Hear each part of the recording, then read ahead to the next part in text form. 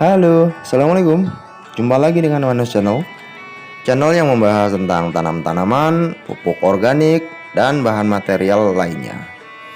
Dan di kesempatan kali ini saya mau membahas tentang sedikit bahan atau material yang sering digunakan di dunia pertanian, yaitu kapur pertanian atau sering juga disebut dengan kapur dolomit.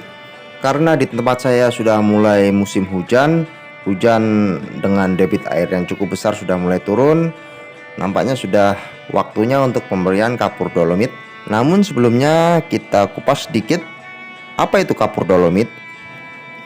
Kapur dolomit itu berasal dari alam yang ditambang dan digiling halus berbentuk powder berwarna putih kecoklatan, dan diberi tambahan bahan lainnya sebagai unsur hara untuk tanaman.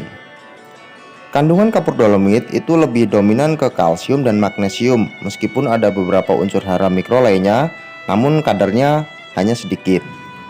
Jika kita membeli di toko pertanian, kita bisa melihat di kemasan kandungan unsur hara ada yang bertuliskan magnesium 18% dan kalsium 30%.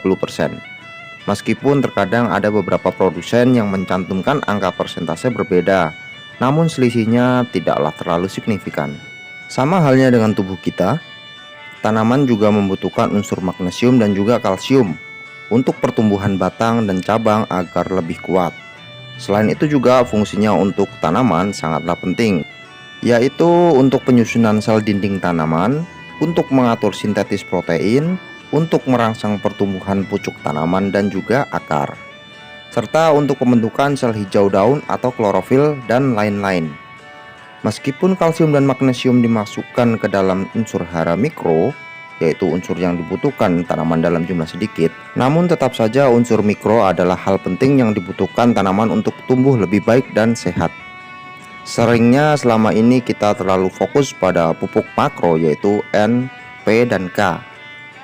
Dan parahnya kita sering menggunakan pupuk kimia. Pada umumnya kapur dolomit digunakan sebagai penetral media tanam, agar media tanam pH-nya ke arah netral, setidaknya mencapai 5,5 hingga 6,5. Meskipun netral sempurna itu di angka 7 ya, namun kadang sulit mencapai angka itu, jadi setidaknya mendekati angka 7 lah. Apa alasannya? Karena jika pH tanah di bawah 5, kondisi media tanam masuk dalam skala asam.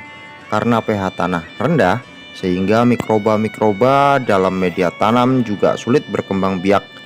Dan ketika media tanam pH-nya rendah, akan banyak masalah di dalamnya, seperti berkembangnya virus dan jamur patogen di media tanam, mengakibatkan pertumbuhan tanaman kita menjadi terganggu, stagnan, atau berhenti bertumbuh. Untuk itu kita perlu menaikkan pH tanah ke arah skala netral, agar kondisi media tanam stabil. Salah satunya dengan memberikan kapur dolomit.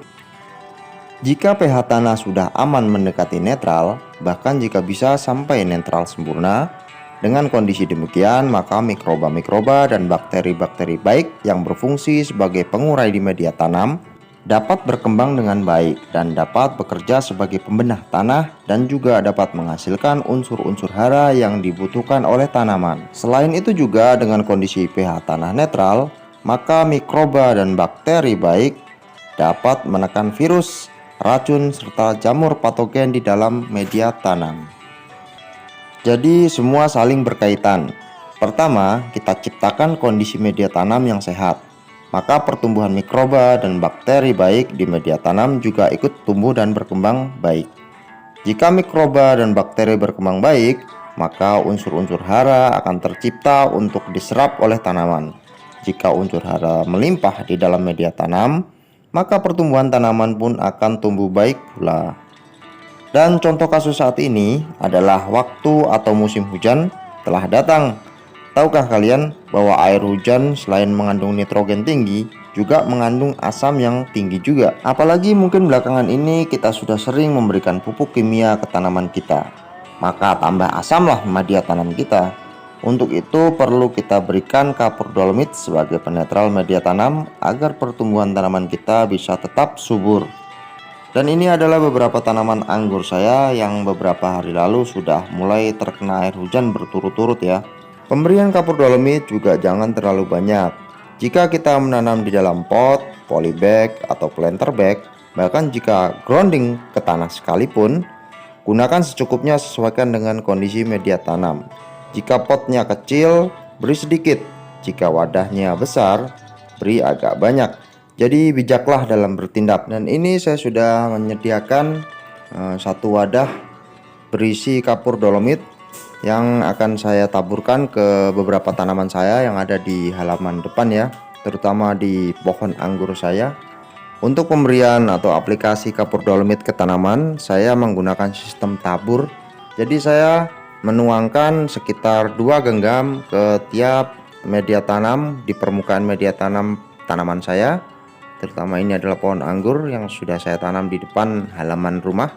Untuk tanaman yang saya tanam langsung di tanah, saya memberikan sekitar 3 atau 4 genggam kapur dolomit, kemudian menyebarkannya di permukaan.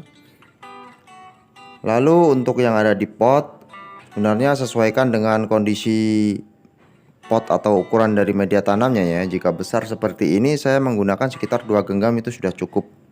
Jangan berlebihan dalam pemberian kapur dolomit ke media tanam, khususnya media tanam yang ada di dalam pot, planter bag, ataupun dalam wadah. Mengingat bahwa planter bag ataupun pot memiliki area yang terbatas, jadi gunakan kapur dolomit secukupnya saja, 2 genggam sudah cukup. Setelah pemberian kapur dolomit, jangan lupa untuk melakukan penyiraman agar kapur dolomitnya bisa terlarut dan meresap ke dalam media tanam. Pemberian kapur dolomit ini bisa diberikan setidaknya 3 bulan sekali atau di awal ketika kita mengolah lahan. Oke, saya rasa cukup sekian informasi yang bisa saya bagikan. Saya tidak bermaksud untuk menggurui, saya hanya berbagi. Jika ada manfaat dari video ini, ya semoga bermanfaat. Sampai jumpa di video selanjutnya. Sampai jumpa. Wassalamualaikum warahmatullahi wabarakatuh.